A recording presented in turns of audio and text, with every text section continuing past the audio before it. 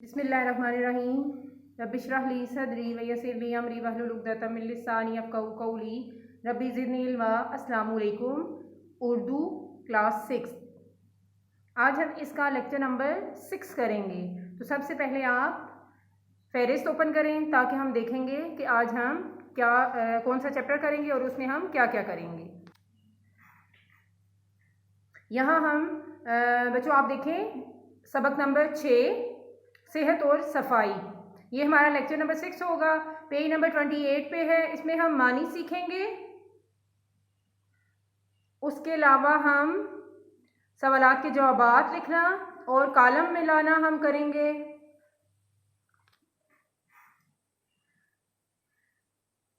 इसके अहम नकात हम मानी सीखेंगे, सवालात जवाबात लिखेंगे और दुरुस्त जवाब की निशानदेही करेंगे हम। उसके बाद तस्वीर से मुतल्लिक हम बात करेंगे। लुगत का इस्तेमाल करना और मुतशाबिह अल्फाज का तसव्वुर होगा। दिए हुए मौजू पर फीचर पढ़कर अहम निकात लिखना और दरख्वास्त लिखना होगा।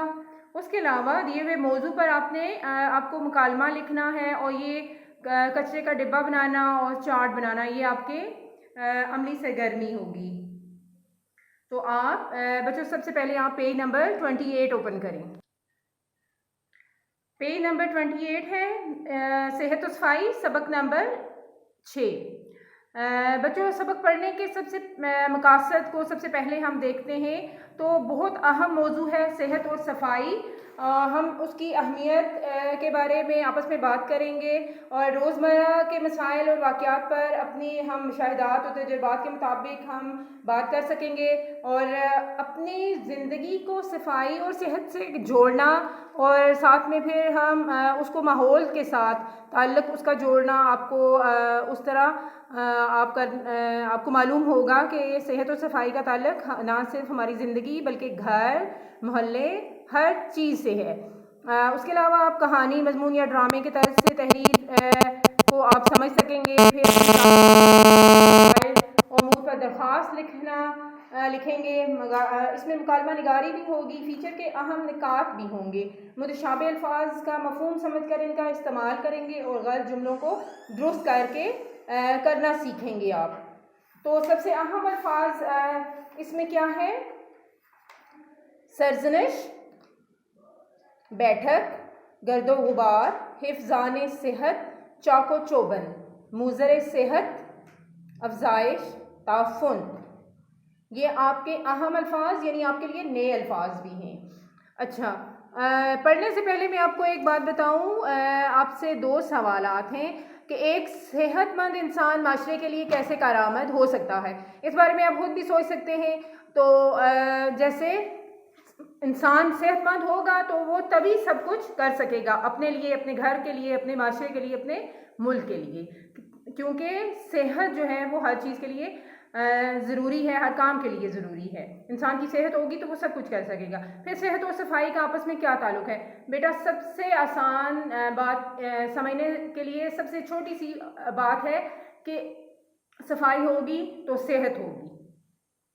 तो ये कितना गहरा ताल्लुक़ है, इसके पस मंज़र में हम मज़ीद बात कर सकते हैं। तो मैं आपको पहले पेज पे जो रीडिंग है उसको सुने, फिर उसके बाद मैं आपको इसकी वजाहत करूँगी। तो लेकिन घर में आप आराम से खुद सारी रीडिंग करेंगे, उसके बाद सबक को समझने के काबिल हो सकेंगे। ज़ैन और सरमद अभी क्रिकेट खेल कर आए हैं। ज़ैन ने आते ही साबुन से हाथ धोए, जबकि सरमद बगैर हाथ धोए खाने की मेज़ की तरफ बढ़ गया। बाजी ने सरमद की सरजनिश करते हुए कहा, सरमद हाथ धो कर आओ, फिर कुछ खाना। देखो तुम्हारे हाथ कितने गंदे हो रहे हैं। ये सुनकर सरमद ने थोड़ा मुंह तो बनाया लेकिन फिर हाथ धोने चल दिया। बाजी ने उसे शाबाश दी और कहने लगी, ये बात तो हम सब जानते हैं कि कुछ भी खाने पीने से पहले हमें हाथ ज़रूर धोने चाहिए। फिर आप कैसे भूल गए? सफाई सुथराई का ख्याल रखने ही से हमारी सेहत अच्छी रहती है। अगर गंदे हाथों से खाना खाया जाए तो जरासीम खाने में शामिल हो जाते हैं, इस तरह हम बीमार पड़ सकते हैं। ज़ैन जो ये सब बातें खामोशी से सुन रहा था, कहने लगा, बाजी बहुत से बच्चे इस बात का ख्याल नहीं रखते। मेरा ख्याल है उन्हें सेहत और सफाई के बाहमी ताल्लुक के बारे में ज़्यादा इल्म नहीं। बाजी आपको चाहिए कि अपने दोस्तों को इस बारे में बताएं। जैन कहता है, बाजी क्या ही अच्छा हो कि आप हम सब दोस्तों को इस बारे में तफसील से बताएं।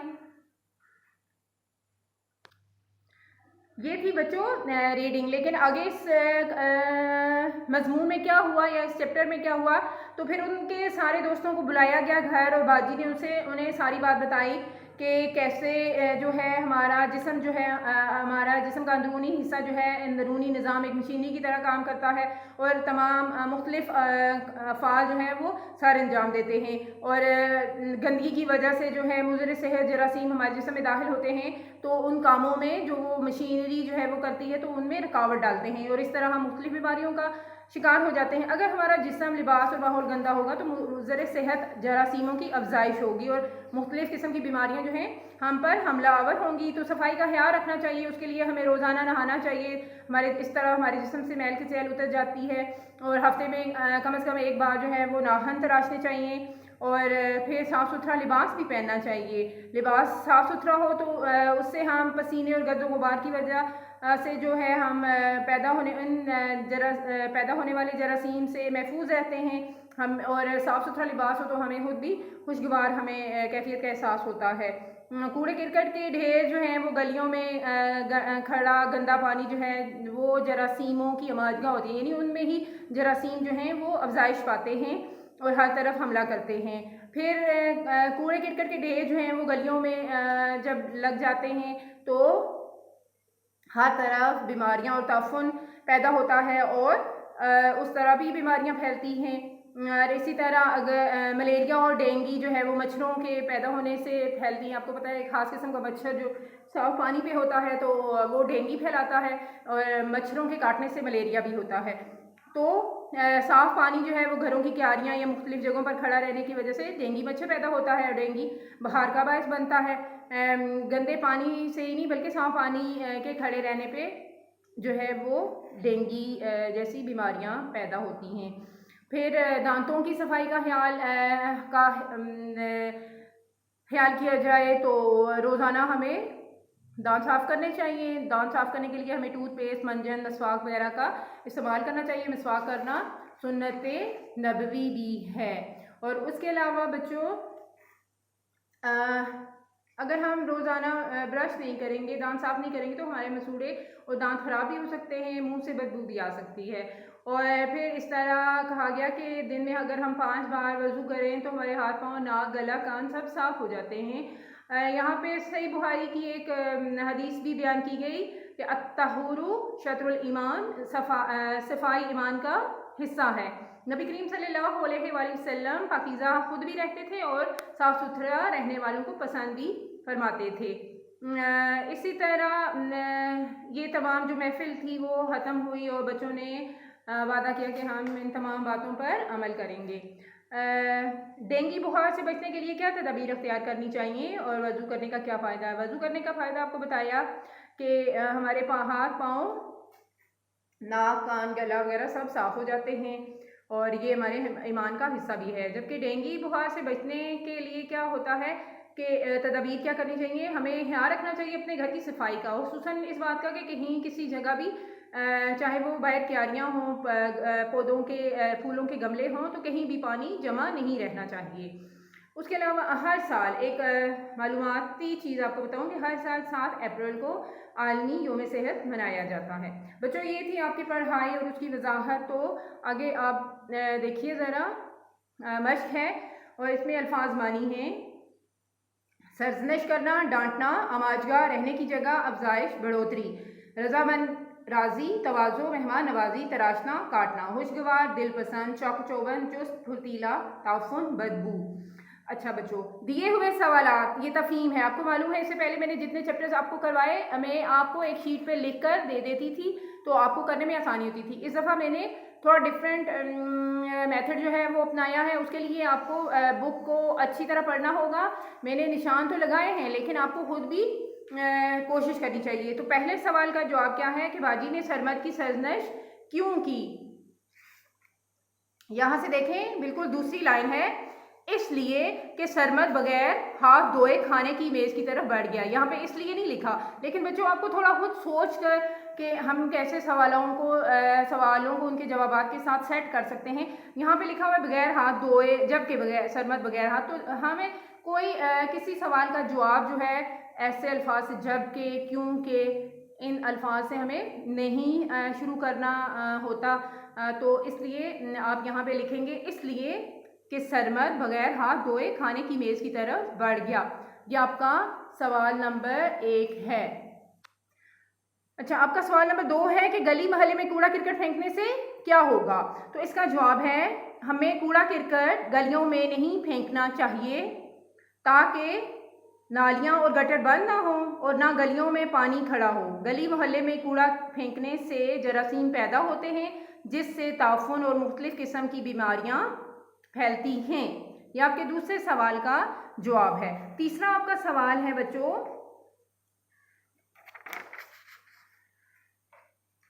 रोजाना साफ सुथरा लिबास पहनने से क्या होता है। तो इसका जवाब है रोजाना साफ लिबास पहनने से हम पसीने और गर्दो गुबार की वजह से पैदा होने वाले जरासीम से महफूज हो जाते हैं।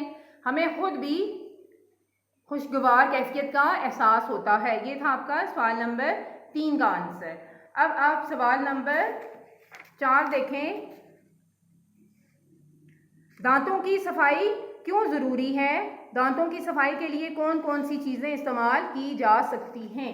ये आपका सवाल नंबर 4 है। दांतों की सफाई के लिए अच्छा बच्चों, ये सवाल नंबर जो आपका 4 है, तो इसके 2 हिस्से हैं, यानी कि दांतों की सफाई क्यों ज़रूरी है। तो दांतों की सफाई इसलिए ज़रूरी है कि इस तरह हमारे दांत और मसूड़े वगैरह महफूज रहते हैं और हम साफ़ सुथरे होते हैं। तो दूसरे हिस्सा देखें, दांतों की सफाई के लिए टूथपेस्ट, मंजन और मसवाक इस्तेमाल करें। मसवाक करना तो सुन्नत नबी सल्लल्लाहु अलैहि वसल्लम भी है। दिन में 2 बार दांतों को साफ़ करना चाहिए। कुछ भी खाएं इसके बाद कुल्ली ज़रूर करें, ताकि खुराक के ज़रात दांतों में फंसे ना रह जाएं। यह आपके सवाल नंबर 4 का आंसर था। सवाल नंबर 5 है, आपके ख्याल में मलेरिया और डेंगू किस वजह से फैलते हैं और इनसे बचाव के लिए हमें क्या तरीके अख्तियार करने चाहिए। आपका सवाल नंबर 5, उसका जवाब देखिए। घरों की क्यारियों और मुख्तलिफ जगहों पर पानी खड़ा रहने की वजह से डेंगू मच्छर पैदा होता है, जो डेंगू बुखार का बायस बनता है। इसी तरह मलेरिया जो है, मलेरिया भी मच्छरों के काटने से पैदा होता है, वो भी एक बुखार है। सिर्फ गंदे पानी से ही नहीं, बल्कि साफ पानी के खड़े रहने से भी डेंगू जैसी बीमारियां पैदा होती हैं। तो इस सवाल के जवाब में ही हम दूसरे हिस्से का आंसर ढूंढ सकते हैं कि उसके लिए हमें क्या करना चाहिए। तो हमें अपने आप को और अपने घर को, अपनी इर्द गिर्द माहौल को साफ़ सुथरा रखना चाहिए और कहीं भी पानी को खड़ा नहीं होने देना चाहिए कि जिससे जरासीम फैलने का अंदेशा हो। बच्चों, ये थी आपकी तफ़हीम और मैं उम्मीद करूँगी कि आपने इन तमाम इस तफ़हीम के जवाब जो हैं वो बहुत अच्छी तरह करने हैं।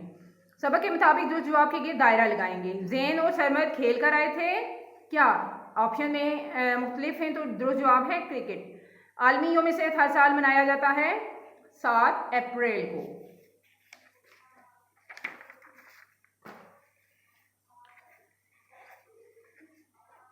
उसके बाद देखिए, हमें नहाना चाहिए रोज़ाना। अपने इर्द गिर्द की सफाई का ख्याल रखना फ़र्ज़ है हम सब का। महफिल के इख्तिताम पर बच्चों की तवाज़ो की गई। खाने से जरासीम पैदा होते हैं, गंदगी से। आगे है हम सब मिलकर बात करें। तो देखें, ये तस्वीर हैं और इन आपसे पूछा गया है कि इन तस्वीर में से आपको कौन सी तस्वीर पसंद है और क्यों पसंद है। तो जाहिर है सबको ये ग्रीनरी और खूबसूरत माहौल और साफ़ सुथरे माहौल वाली तस्वीर ही सबको पसंद आएगी। और मैंने वजह भी बता दी है, क्योंकि एक तो बिल्कुल हर तरफ सफाई है और फिर हर तरफ सरसब्ज दरख्त हैं, अच्छा सा माहौल है और साफ़ सुथरा माहौल है। इस वजह से ये तस्वीर सबको ही पसंद आएगी। आगे है कवायद सीखें। तो देखें, सवाल नंबर 5 है, दिए हुए अल्फाज की मानी लुगत से तलाश करें और फिर इनके जुमले भी आपने बनाने हैं अपनी कॉपी पर। अब देखें, मुंह बनाना। मतलब हल्का सा नाराज़ हो जाना, यानी कि कोई बात बुरी लग जाना। मुंह बनाना, बात बुरी लग जाना, नुकसानदेह, वो चीज़ जो हमें भी नुकसान देती हो, यानी मुज़र, मैल कचैल, गंदगी। खुश खुर्रम, खुश होना। मुतवाज़न, दरमियानी, अनोखी, हैरान कुन। आपने इनके जुमले भी बनाने हैं। उसके बाद आपने